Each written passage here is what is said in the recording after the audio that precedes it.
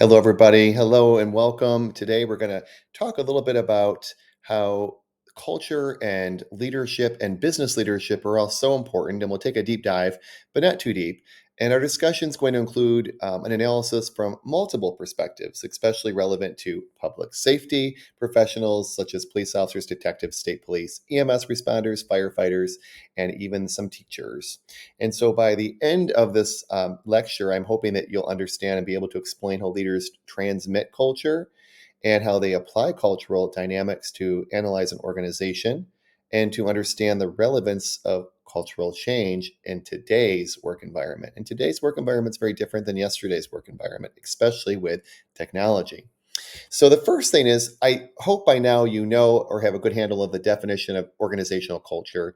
It's something you can't really necessarily write down, but you can see it, feel it, experience it.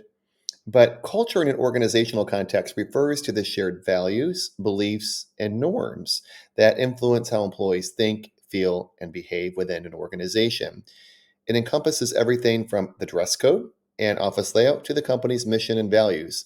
It even encompasses things like whether people show up to work on time. Sometimes that's normal, and sometimes it's normal to be late.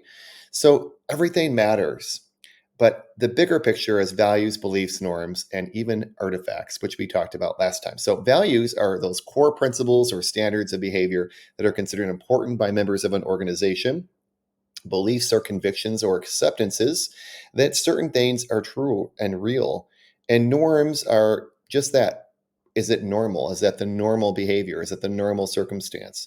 It's often informal and unspoken rules that govern behaviors and expectations in a group. So, for instance, you're used to probably seeing me in a suit and tie or in some school gear, but today I wore, because it's so warm out, I wore my Prada shirt. So maybe that was a little out of the norm than what you would expect. Artifacts, physical symbols, and manifestations of culture, including things like logos, office design, and dress code. And I think we spoke about that before, about how in these times when we're trying to incorporate technology with jobs, like think of AI and how it's literally replacing so many jobs. When we do still have a physical brick and mortar, how are we designing that brick and mortar to make it make sense for not only our customers, but our employees to be more effective and efficient so it can blend seamlessly with that technology?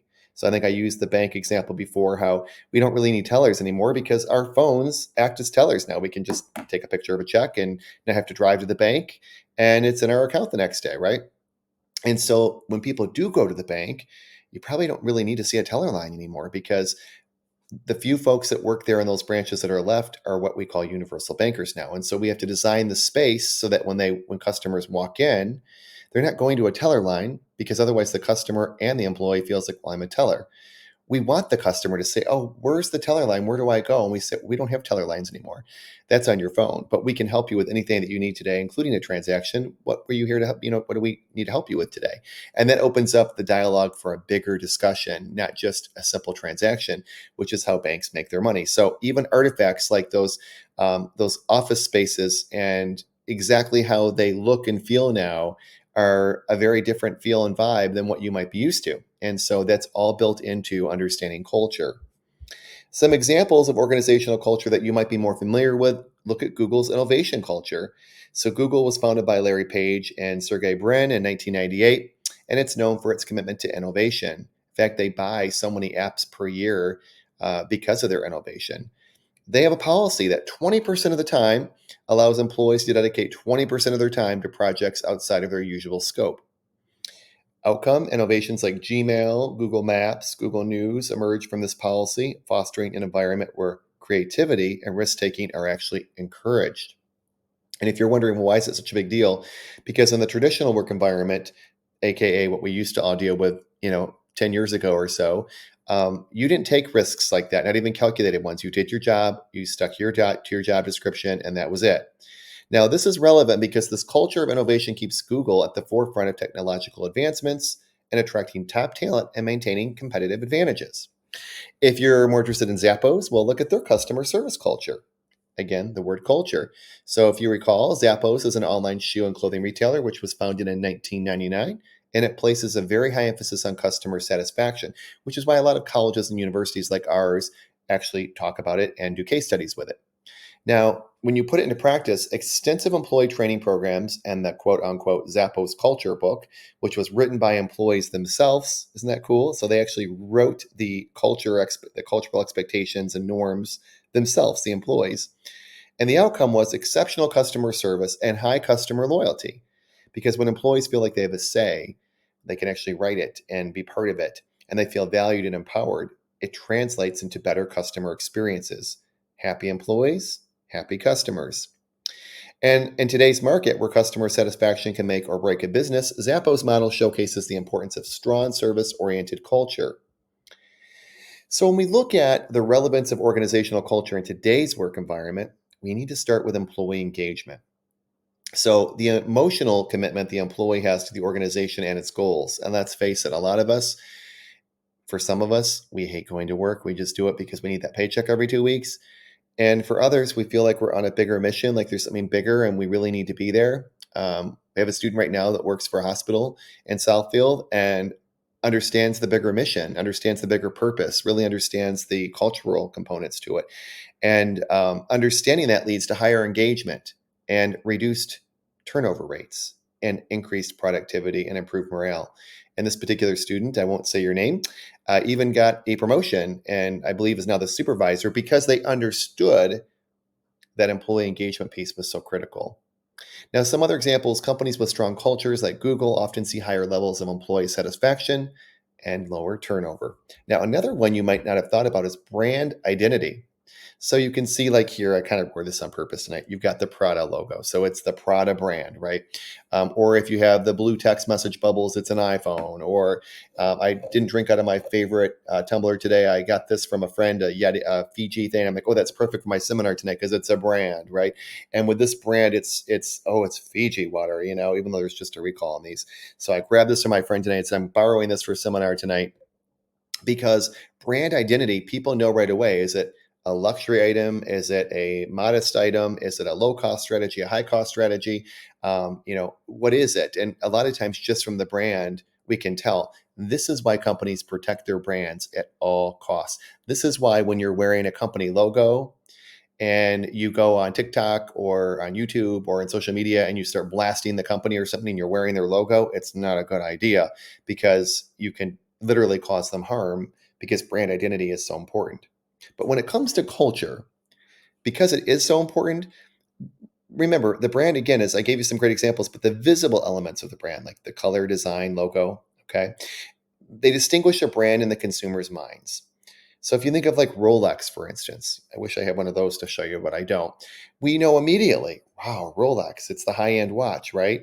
But if I'm flaunting my Timex, there's nothing wrong with Timex. It's been around forever. I actually own a Timex, which I love, but it's not a Rolex, right? And so somebody might say sharp-looking watch, but they're not going to be like, oh my gosh, can I borrow your watch?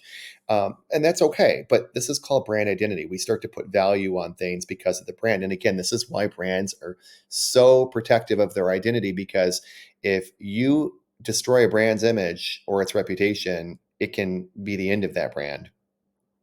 And so the impact of this is strong organizational culture shapes brand identity, influencing customer perceptions and loyalty. And I think the best example we can give are actually universities and even Apple, as in the iPhone Apple. Apple's culture of innovation and design excellence has created a strong, loyal customer base. Think about universities too.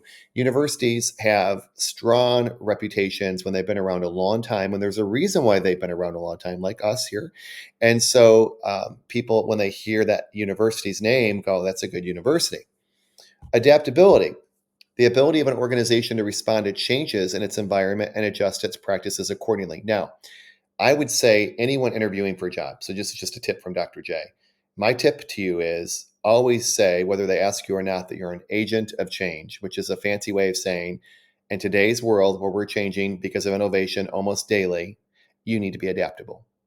And the impact on organizations is that organizations that have a positive culture are more adaptable, enabling them to navigate changes and challenges more effectively. How? Well, if you've got a bunch of people who've done things the same old way and they're unwilling to change and they resist the change, and it's because their culture is not built for change, you're going to get customers that are not going to want to do business there because other companies and competitors have already moved on to something more effective and efficient and cooler. And then those employees are going to not understand what happened and be bitter and probably kind of negative because they don't understand why people are getting laid off, why the company's not doing well. So being adaptable is extremely important. A great example would be Netflix. Their culture of flexibility and innovation has allowed it to transition from that DVD rental service where those would come into your mailbox every week to a streaming platform. And if I were a betting person, I would say let's keep our eye on Netflix because I think they're still sort of the leaders in streaming.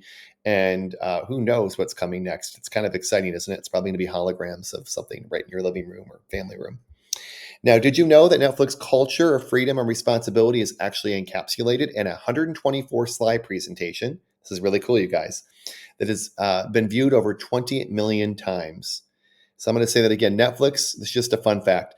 Netflix culture of freedom and responsibility is encapsulated in a 124 slide presentation that has been viewed and downloaded, and it's been viewed over 20 million times. And this presentation outlines the company's core principles, and has been lauded as one of the most important documents to come out of Silicon Valley. Did you hear that? One of the most important documents to come out of Silicon Valley. That's how impressive it is to investors, venture capitalists, and just a lot of people. 20 million people is a lot of people. So now we're going to talk about transmitting culture. Just like when you transmit a message, how are we transmitting culture? So when we hire new people or have our existing employees, well, this is where leadership comes in. And so the role of leaders in shaping culture is important because they play this crucial role in not only shaping but transmitting organizational culture.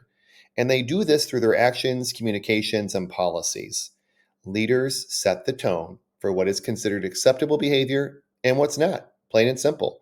And again, don't overthink this, you guys. Think about even like right now in school. We know that in education, the culture of a serious accredited organization like ours, institution, is we're professional. We're accredited. So we have assignments, we work really hard, and you expect your professors to be professional. You expect them to be knowledgeable and educated.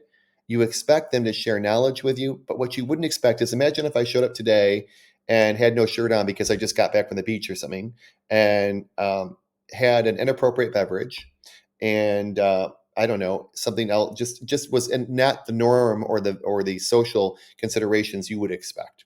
All of you, even though some of you would probably be like, okay, and wouldn't necessarily say anything about it, you would know something was off. And quite frankly, it might even offend some people, right? Because that's not in our culture. It's not in our DNA to do that. We're here to be professionals. And we expect our students to be professional and act professional, and we expect our professors to be professional. And we take our job very seriously. So that's part of our culture because we owe that to you. And so when we think about how we transmit this, we do it through our actions. We do it through how we look and appear with as far as showing up on time or even our dress code or what our expectations are with even language. So think about it. It would be extremely inappropriate for us to use inappropriate words in this kind of setting, right? Now, after this class is over, the seminar is over, you do whatever you want to do outside. That's up to you. That's your business. But while we're in school, we know that it's not appropriate to use like cuss words and things like that, right? But again, that's because we know the culture. But leaders play this role in shaping culture and transmitting it because if somebody were to show up and start saying a bunch of swear words or something, we would need as leaders to say, no, no, no, we don't do that here. And I want to share a story that's kind of fun, but also really cute with you that really happened at my school. I'm the president of the school board for a charter school. And at the school, it's a K through eighth grade. We had an assembly about 6 years ago, and we had a student that came from another school, public school, and was poking other kids during the assembly. And we had a student in front of all the teachers that said, excuse me, to the student that was causing trouble. I don't know who you are. Hi, I'm so and so. It's a pleasure to meet you. But we don't behave like that here. It's not in our culture.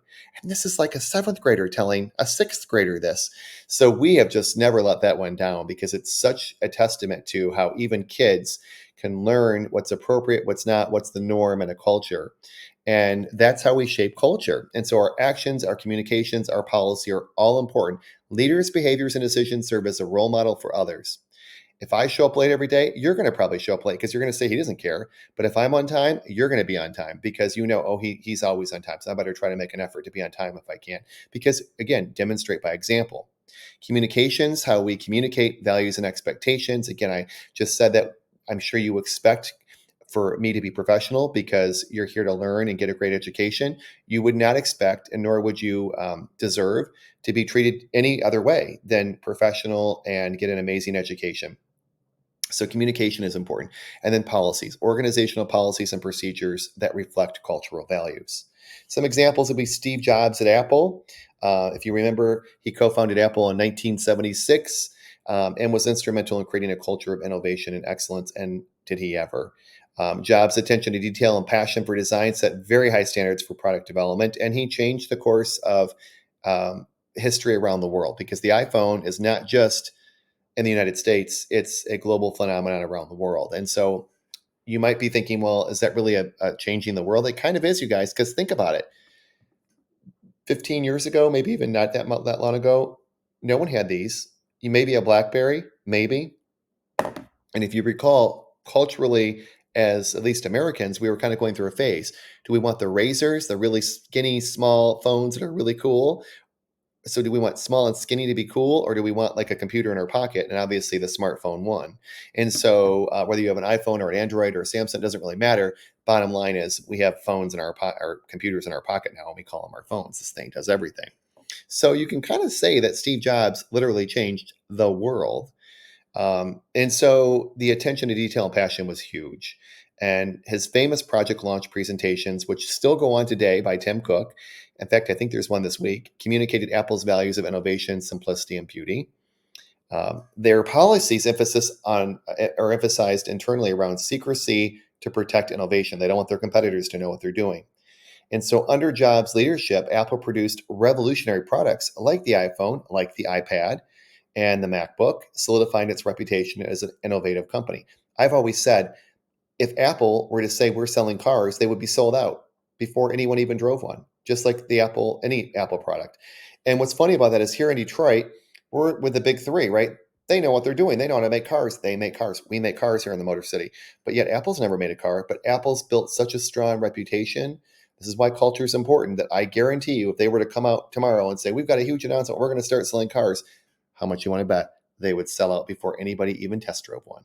Because that's how important reputation is and culture. Leaders set the tone. All right, Southwest Airlines, another good one. Herb Keller was the co-founder in 1967, which he wanted to foster this culture of fun and employee empowerment. So to this day, you still see like flight attendants trying to make a fun experience on their planes, and they usually do a really good job with that. So their approachable demeanor and willingness to engage with employees at all levels for customers was great. They have open and honest communication, promoting a sense of belonging and loyalty. And their policies are like profit sharing and employee stock options to align employees' interests with the company's success. And I know Delta does that now too. An outcome or the outcome to this would be a highly motivated workforce that provides exceptional customer service, leading to strong financial performance and customer loyalty. Now, the reason I know Delta does this is a good friend of mine here in Detroit he oversees the other flight attendants and trains them. And he was telling me how when there's any kind of customer issues that pop up, he's very liberal. So he's like, I give them, 3,000 miles to say I'm sorry. And I usually comp their drinks, like alcoholic beverages and stuff, anything I can to just make them happy. And sometimes some of the flight attendants that work under me will yell at me and say, you're taking away from my profit sharing when you do that.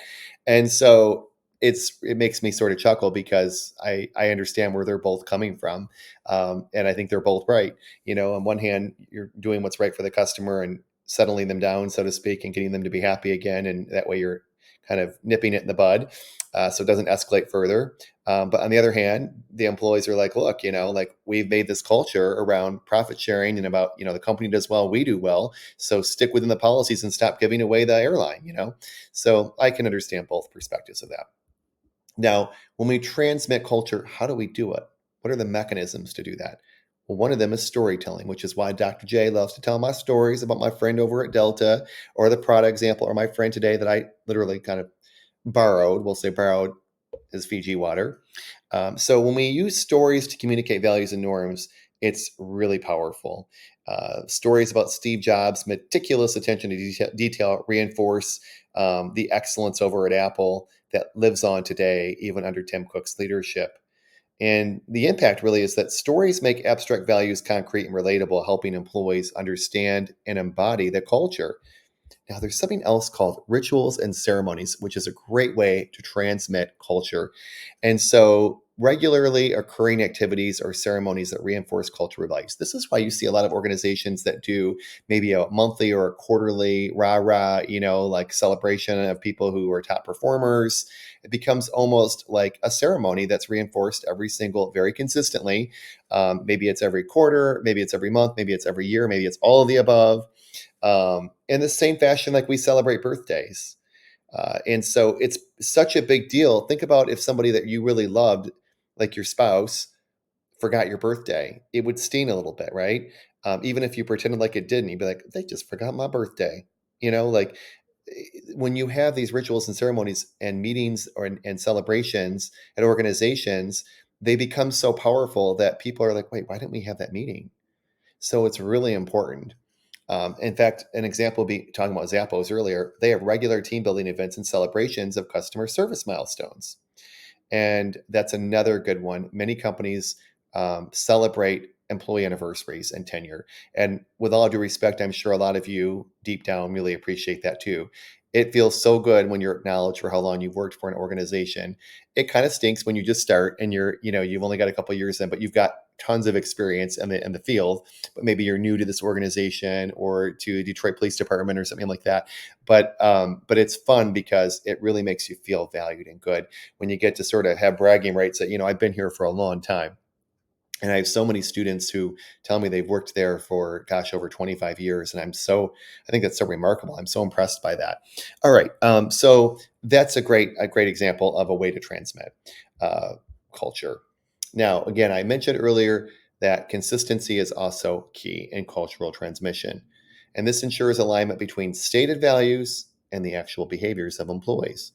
Leaders who actively transmit culture ensure consistency in values and behavior across the organization, reducing ambiguity and building trust. Now, I'm going to give you a great example. When I was running all the Comerica branches in Wayne County, I remember how we had JD Power surveys that every customer would get, and many of them actually filled them out, which was great.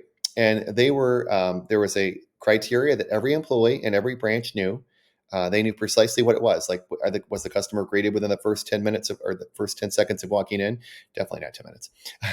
Was their name used at least 3 times? Were they offered a product or service that made sense? It wasn't like pushing something on them.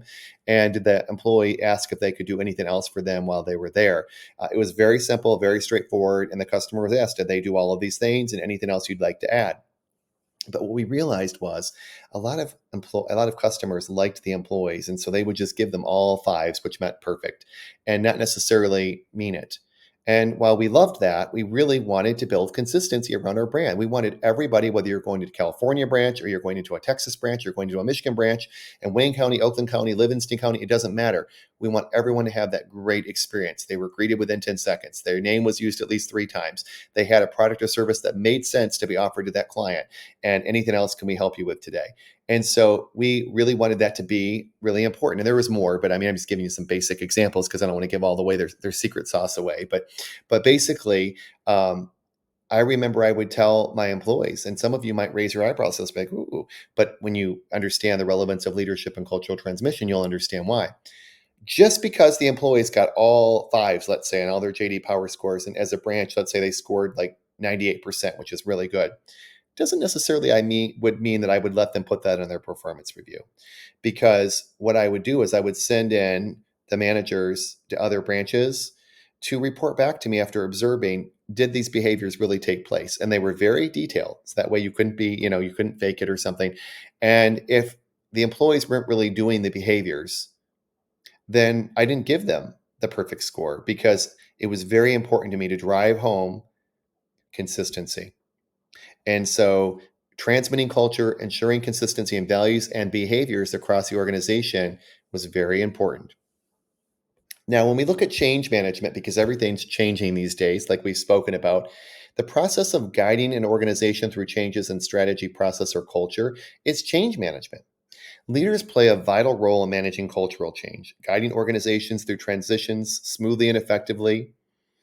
So, if you look at Microsoft and you look at Satya Nadella's leadership towards a growth mindset, and I think growth mindset is going to be quite common in a lot of publicly traded organizations that are expected to grow quarter after quarter. Well, you have to look at employee morale too. Because remember how I just gave you the example how one of the banks I worked at, I would go in and kind of have people double check. Well, that can also really destroy employee morale if you got an employee saying, "Well, look, all my customers gave me a perfect score, and you're saying I'm a 3 out of 5." That's not fair. That could kill employee morale pretty quickly, couldn't it? And so you have to be very skilled as a leader how you do that, and you need to be fair, and you need to be fair, fair, fair. You can't make it up. You can't do things that can really upset people because there's not consistency. You need to be very clear and very specific, which is why I had everything documented. And so that way, rather than the employee feel like they got slighted, they could say, "Okay, I hadn't thought about that. Thank you for bringing that to my attention. That was a busy day. I'll work on that." And now the employee's not mad anymore. They just know, okay, I didn't do what I was supposed to do, and I just got to start doing it. And that's actually good because it makes the employee feel like, I got this, I can do this. So even delivering something where somebody maybe didn't do something to your expectations, to the cultural norm you expected, you can still make it a positive experience. You don't have to be rude about it. And so as long as the employee is given a chance to improve, then that 3 could become a 5, and you are now going to not jeopardize employee morale. But for those of you that don't know, remember, morale is the overall attitude and how satisfied an employee is, and the confidence that employees just feel at work. That's why it's important, because some of you still might not be following me on this. If you have an employee that thinks they should get a 5 on customer service because their customers gave them a 5, that's just because the customers like them and they come all the time. That's kind of hurting them because they're not growing or learning to what they're supposed to be doing. But when they're doing what they're supposed to be doing and you as a leader back them up, even if the customer doesn't like something, as long as they did what they were supposed to be doing and you back them up, you're going to be okay. And so employees really do just want to know, what do you want of me and what do you expect of me? Because I want to make you happy. But, gosh darn it, you better be happy when I do what you have asked me to do. And so when you can align like that, it's all good. Strong leadership just can really boost employee morale and productivity. And it also helps build a cohesive and supportive work environment because everybody's doing the same expectation. One person isn't favoritized or one branch isn't favoritized. Everyone's doing the same expectation. All right. Fun fact about Patagonia. My friend would love this.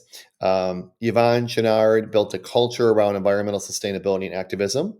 And the company donates 1% of the sales there to environmental causes, which encourages employees to engage in activism. Pretty cool. I think that's pretty cool.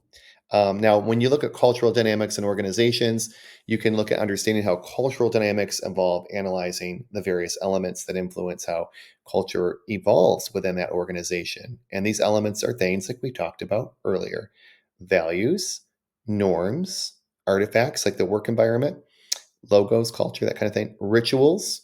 Rituals, again, are repeated actions or ceremonies. So, like celebrating your anniversary, celebrating your birthday, celebrating high customer service scores, celebrating top sales, productivity, whatever that might look like.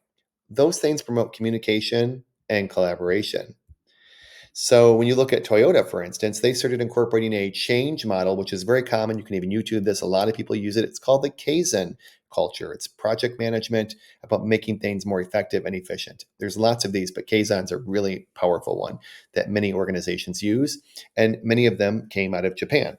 Now, the background was Toyota founded itself in 1937. It's known for its culture of continuous improvement known as Kaizen, and its emphasis on quality and efficiency. So employees are encouraged to suggest improvements at all levels, which is important because, again, 10 or 15 years ago, as many of you know, it kind of was a bad idea to make suggestions for improvements because it was frowned upon. And the good old boys didn't want to hear that. But now that good old boy network is hopefully gone, and we're incorporating a more diverse workforce, and we want to hear best practices. We want to hear what's working. We want to hear, because the risk is, if we don't, we're holding ourselves back. And there's no better person than to hear how to make something better than to hear it from the people actually doing it.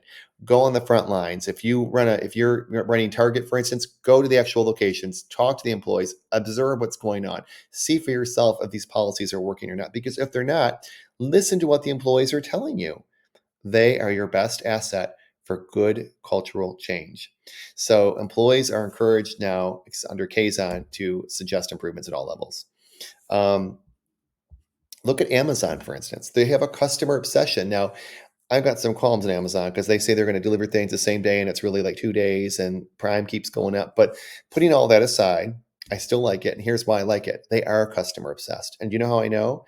Because anything that I possibly could ever really want, like literally anything, I can go on right now, order it, and usually within a couple of days have it. As we become lazier as a society because we're, having so much technology, like I said, we don't want to drive to the bank anymore. That's okay. Um, these are awesome things because it's like, okay. And it's not really a big deal anymore. I've sort of made myself say 2 days is not a big deal, right? And so Amazon, I just think, is a great example of how they have grown and become so extremely powerful and the largest retailer in the world, even higher than Walmart now, because Bezos, who founded it in 1994, has this culture of deeply rooted customer obsession. What does the customer really want? And obviously, it's what we really wanted because look at it, it just took off. So, putting customers first in every decision is what their culture is. Employees are expected to prioritize customer needs above everything else. The door desk policy symbolizing for that being frugal and focused on customers as what you could call their artifacts. They have rituals there like regular customer feedback sessions and data-driven decision-making processes. And the outcome is this culture has enabled Amazon to become the leading e-commerce and technology company with very high customer satisfaction, all things considered. So Amazon really, their culture demonstrates how a relentless focus on customer needs will absolutely, well, does and can drive business success and innovation. So the relevance of cultural dynamics today and this work environment we're in today, and I've said this is the third time I said this, but I just want to keep being clear about it. We used to have the traditional work environment, which was about 10, 15 years ago, where it was more like do your job, don't speak unless spoken to. The whole expression, you're not my boss, came from the fact that at work you had a boss and they could just be the boss. And it kind of wasn't great, didn't feel really good because they could pretty much speak to you however. In fact, they used to say things like don't speak unless spoken to. And you'll and just cease doing that now. I had someone say that at IBM to me once. But now that's all changed. So today's work environment is much more collaborative. In fact, you have to be collaborative if you want to survive with other people that are part of the process, like quality circles, where you get people involved in every department that need to be involved in a decision. So no one's left out of that customer experience, that kind of thing. But bottom line is what's changed everything is innovation. So when you look at the process of translating cool ideas that are more effective and efficient into goods or services that create value for whoever it is you're trying to sell them to or give them to or service, that's innovation. And the impact is a dynamic culture that encourages innovation, which can lead to competitive advantages and market leadership. So remember earlier I said about Google has this 20% time policy that they have every employee's expectation is that 20% of their time is going to be focused around trying to figure out other things like new and bigger technologies. And so they're not just stuck to their own job description, but 20% of the time they're expected to leave that job description to look at other sort of big wins for Google. And this has resulted in numerous successful innovations. Fun fact, Google has a self-driving car project, Waymo, which started as a moonshot project that's within its innovation culture. Again, all these companies trying to be car companies when, here in Detroit, we know how to make cars. We're the Motor City, but you got to give them credit. Resilience is another important one. You've got to be resilient as employees and an organization, and definitely as leaders. The capacity to recover quickly from difficulties and adapt to change. I'm sure people have said to you before, you're so resilient. And that's their way of saying, you really have been able to pick yourself up, brush yourself off, and start again and not spend too much time, upset about it. You just, things happen, let's keep moving. And so the impact is that organizations with strong cultural dynamics can better withstand challenges and disruptions, maintaining stability and performance. So think about Netflix again. Their adaptability and transitioning from DVD rentals to your house and your mailbox each week to those streaming services showcases a lot of resilience and response to market changes. And getting your whole organization and your customer base to change with you, it's a lot of work. Fun fact, Netflix's first attempt at streaming, which was called Watch Now, launched in 2007. Initially, it offered a limited selection of titles, but it paved the way for what we know today as Netflix. Another fun fact for companies that refuse to innovate, let's look at Blockbuster. I know for most of you and me, they were a household name, and except for their late fees, or forgetting your card, it was a pretty cool operation, right? And you could get your popcorn there, get some movies for the kids. It was pretty cool. Well, did you know that Netflix offered to buy Blockbuster and Blockbuster declined? Wonder if they regret that decision today. All right. Now, remember I said employee satisfaction is really key in this too. The level of contentment that employees feel about their job roles, work environment, and organization is important. And it makes a huge impact because understanding and nurturing positive culture dynamics with your employees will absolutely lead to higher employee satisfaction and retention, reducing turnover costs, and improving organizational performance. Saw a really good example of this when we talked about Denison. I love reading your papers, you guys. Now, Salesforce's emphasis on a positive work culture has led to high employee satisfaction and recognition as one of the best places to work. So, good job with Salesforce. I have a friend named Brett that works there and always brags to me about working there. And it drives me crazy. But when I'm talking to him, I always go, that's great. That's great. But you know what I think is great about it is that when you brag about to all your friends where you work, it really does mean the culture is good because he knows he's proud of working there. Right. And so, even though the rest of us are kind of like, okay, I got it. But I always let him do it because it makes me as a leader go, wow, they're doing something right over there because their employees really seem to really enjoy working there and shout it from the rooftops. They have just a fun fact, Salesforce has an annual Ohana event. And these cultural events bring together employees that celebrate achievements and reinforce company values. Now, almost done. When we talk about cultural change and its implications, again, cultural change refers to the process through which an organization's culture evolves over time.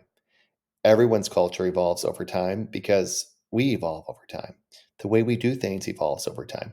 Let me think about how we use the telephone. For those of you my age or older, it's changed quite a bit, right? From rotary to touchstone to the bag phones to giant cell phones to landlines to now no one really even has a landline anymore because it's just much more effective and efficient to use this guy, right? So we are all changing, therefore culture is constantly changing. Now, when we look at like Microsoft as an example, the transformation under the leadership of Satya Nadella, when Satya Nadella became CEO of Microsoft in 2014, he embarked on a mission to transform the company's culture. And so the shift was from a know it all to a learn it all mindset. Ooh, isn't that deep? A know it all. Because remember, Microsoft was it, you guys, before Apple kind of came along and said, we're knocking you off your pedestal. Microsoft was it. In fact, I remember going to college and one student had a Mac in our class, and we all looked at him like, mm-hmm. But now almost everybody does, right? And if you look at Microsoft products, a lot of them look a lot like Macs. You can't even tell the difference anymore. I'm not saying they copied off Apple, but it's funny how that made a massive change. It's almost like when they flipped it around. But this transformation was again because instead of we know it all because we're the best, to actually there's a lot we can learn. That mindset promoted a culture of continuous learning and collaboration. And the actions encouraged open communication, empathy, and even experimentation with innovation. Their policies implemented were supporting diversity and inclusion. Did y'all hear me on that one? How important that is? Diversity and inclusion.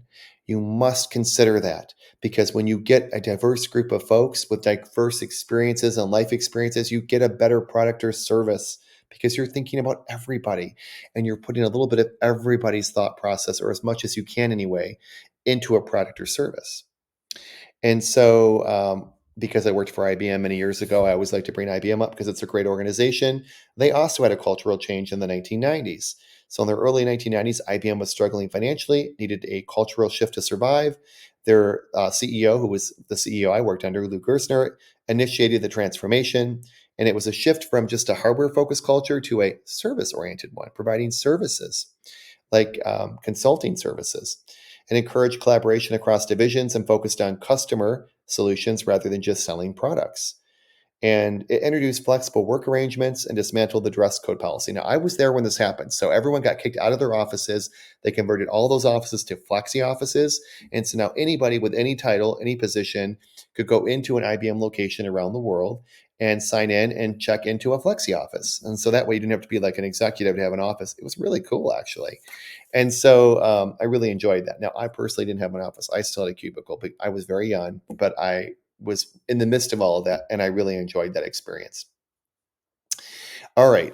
So their actions it encourage that collaboration and success across divisions, and again, IBM essentially successfully transformed into a global leader in IT services and consulting. And so I had to bring them up because I worked there and I really enjoyed it here when they were in Southfield.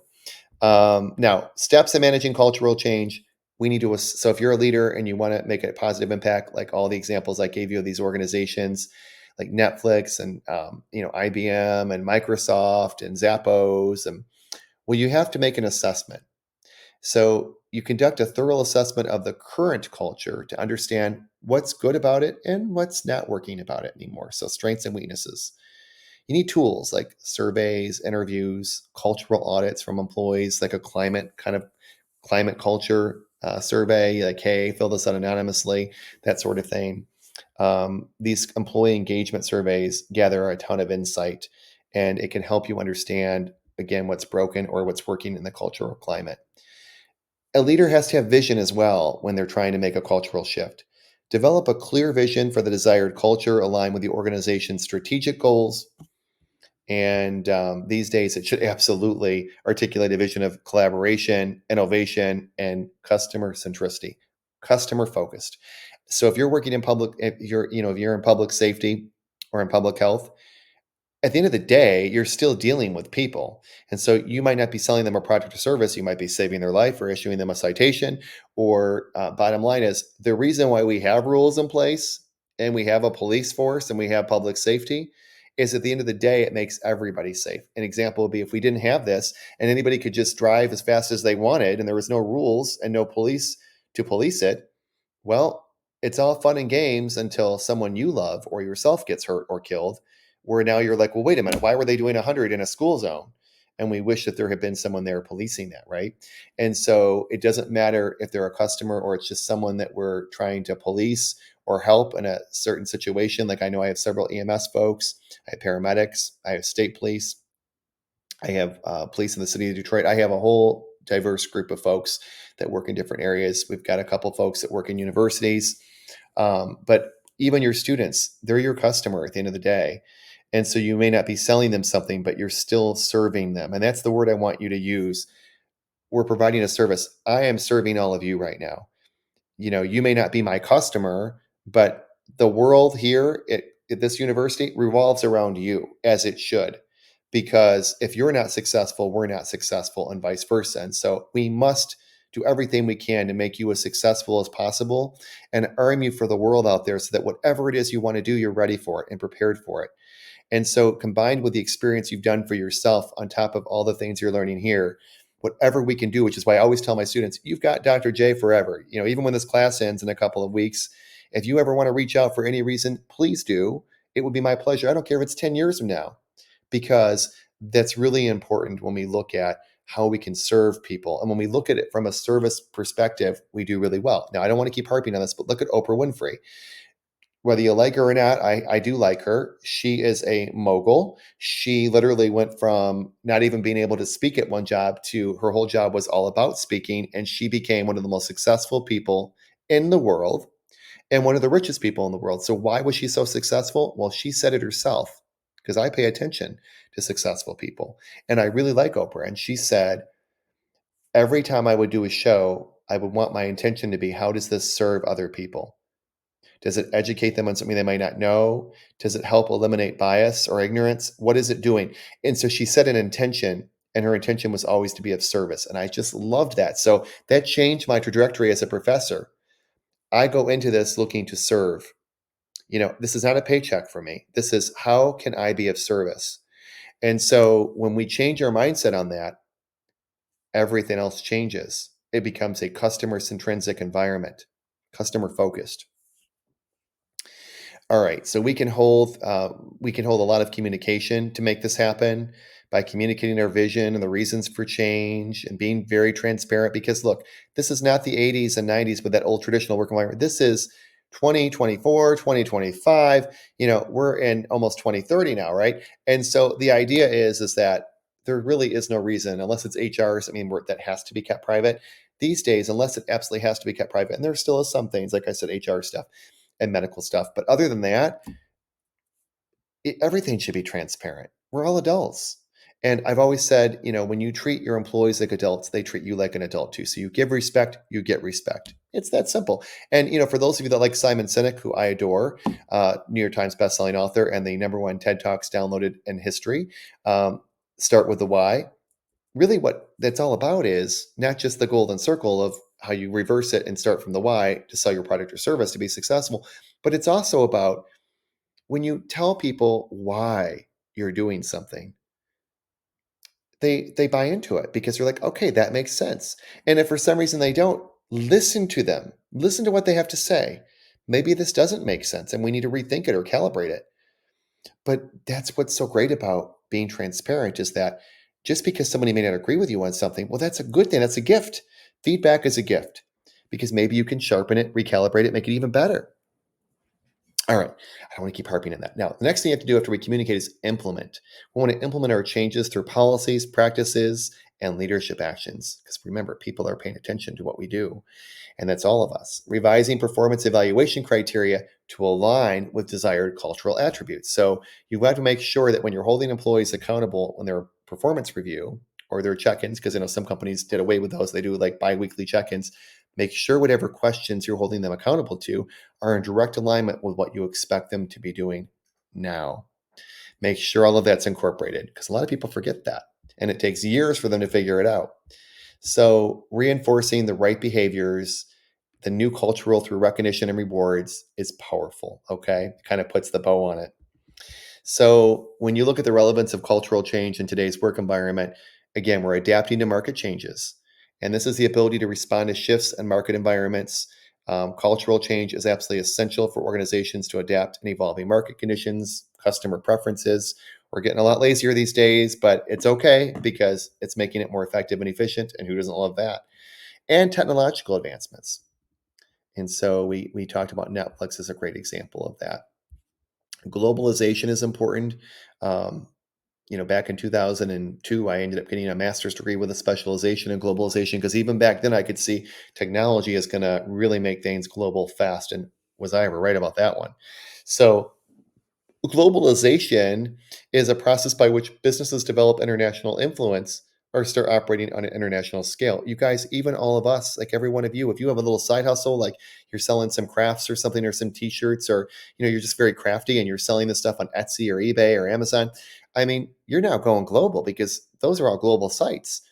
We're really, if you all remember back in our day when we were kids, you'd order from like a catalog and you would just wait 6 weeks, sometimes longer. You just get out of your mind because you'd be so excited. You don't want to get like going to the mailbox every day. So you knew it was going to take a long time. Right. And so nowadays it's not like that at all. Right. So we expect things like now, and that's because of technology. And so before, unless we wanted to wait 6 weeks or so, whatever was in our local city or municipality, we go to the local store or the thrift store, wherever we were going, whatever they had is what we'd buy. So you'd see all your friends with like the same comforter on their beds, or you'd see them have the same, plasticware they were eating on, or whatever the case was, because they were all going to the same store to get it. But now, not you can get anything you ever thought of or ever imagined. I think of things all the time. Or wouldn't it be nice to have like a rag in every single bathroom where the sink is, so that all that water that gets right up there by the sink would absorb it. And so I'm like, someone's got to have thought of that. So I went on Etsy. Sure enough, somebody thought of that, and I ordered 4 of them, and they're life changing, by the way. But I mean, you can just think of things now that and sure enough, they're there. I had a bolster pillow ordered for my new bed to make it look real nice and pretty, and it's a big king size one. And it was made, I think, in Bolivia. And I felt like I was dealing with someone like right next door. The lady was amazing. Even with the time difference, we were chatting via email. It was like the most seamless, amazing experience. And I'm just trying to prove a point. Globalization it's here, whether we like it or not. And so, fun fact about IBM again is that their cultural transformation in the 1990s involved dismantling the dress code policy to allow a more casual dress, which was symbolic of the broader cultural shift towards a more flexible, modern, and global organization, since a lot of organizations globally were going to a more relaxed environment. All right. When we look at the unique cultural challenges in public safety, Public safety organizations such as police departments, EMS, fire services, they face unique cultural challenges due to the nature of their work.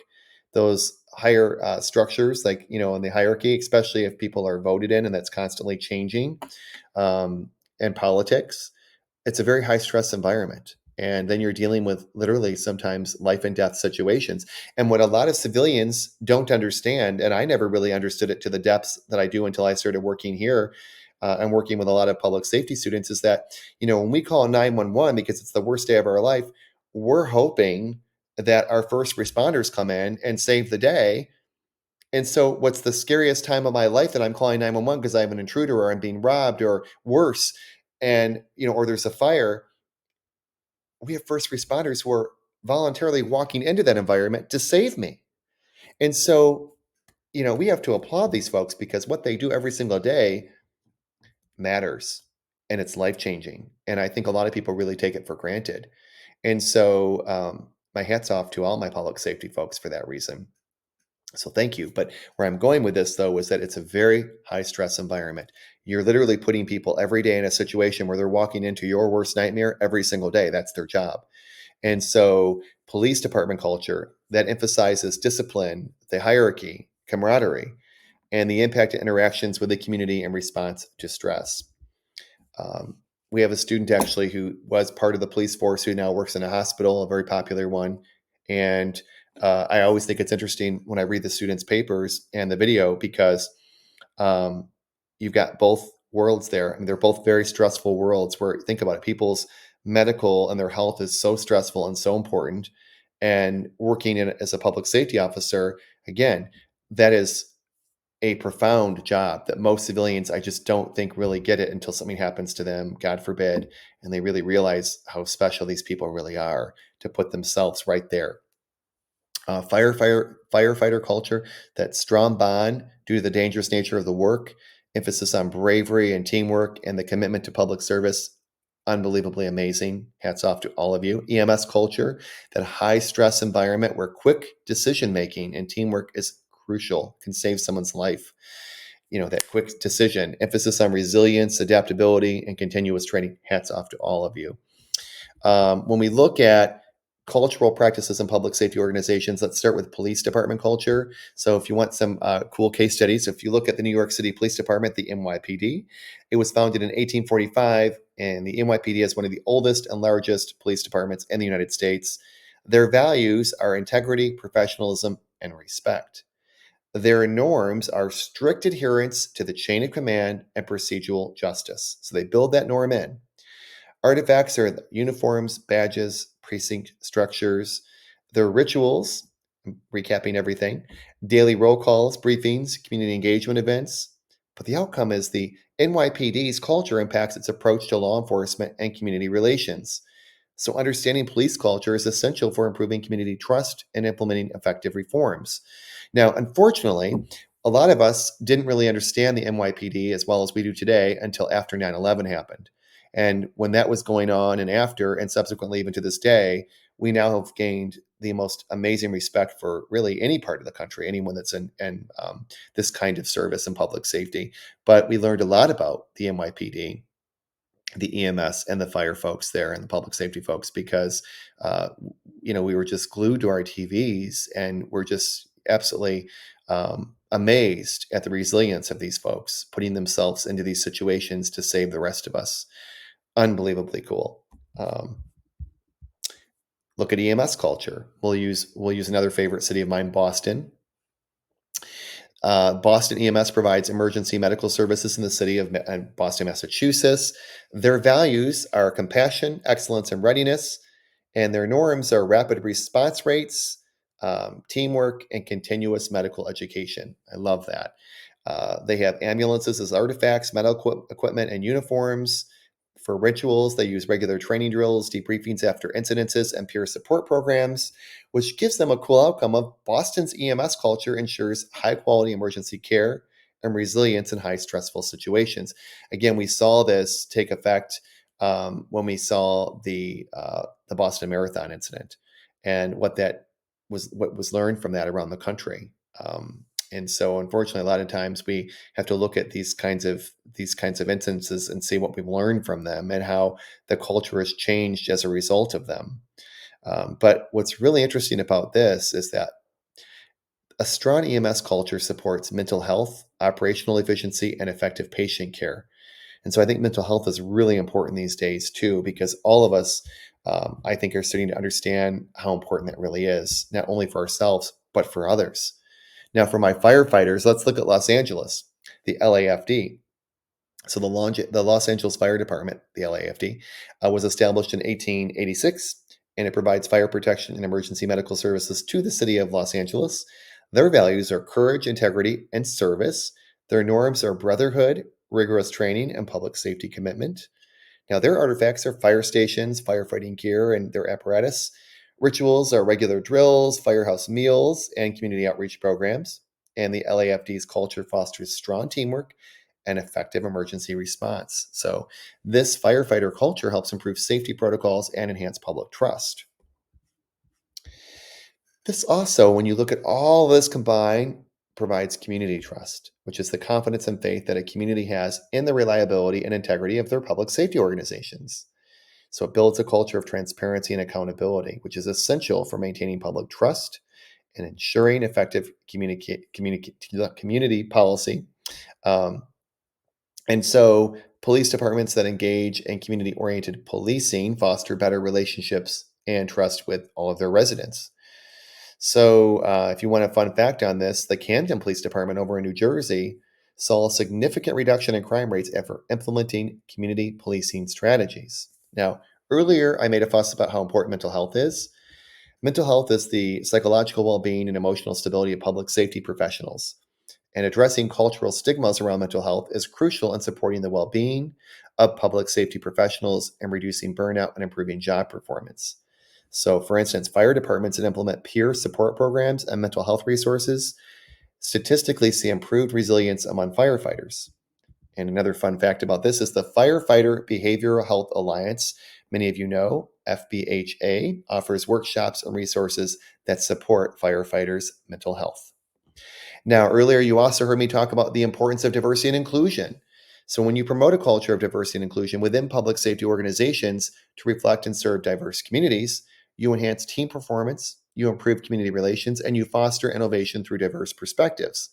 So, EMS services that prioritize diversity in hiring and training to create a more inclusive and culturally competent care environment. Fun fact on this: the National EMS Management Association, many of you probably know as the NEMSMA, well, they advocate for diversity and inclusion within the EMS profession. Did you know that the New York City Fire Department has a tradition called Probationary Firefighter School, often referred to as the ROC? This rigorous training program emphasizes the importance of physical fitness, teamwork, and firefighting skills that reflects a culture of excellence within the department. So here's the thing, you guys. Understanding and managing organization culture is absolutely crucial for leaders aiming to foster a positive, productive, and adaptive work environment. When we look at the role of leaders, the dynamics of culture, and the unique challenges faced by public safety organizations, we gain valuable insights into the intricate interplay between culture and change. So, as we continue our journey in business leadership, remember culture is not static. It's living, it's breathing, it's evolving, it's changing. Because when we change and the way we do things changes, culture has to change. So, we have an ongoing intention and duty to nurture that. I'm going to leave you with this and then we're going to wrap up and be done. The final thought I have for you is this: culture is the lifeblood of any organization, it influences every decision, every action, and interaction. So, as leaders, your ability to understand and shape and guide culture will be instrumental in driving success and fostering and thriving within an organization, and the organization being successful and thriving as well. So thanks all. I'm sorry the seminar was so long, but I think there was some good stuff here. And remember, since we're not doing one every single week, I'm trying to combine a couple of weeks into one. So thank you for listening to this and for your attention. And if you have any questions or you want to chat about any of these things, reach out to me. But most importantly, you guys, keep up the great work. I'm loving what you're submitting to me. And I hope that you're enjoying my weekly emails that I try to send on Sundays. Thanks, everybody. Have a great night.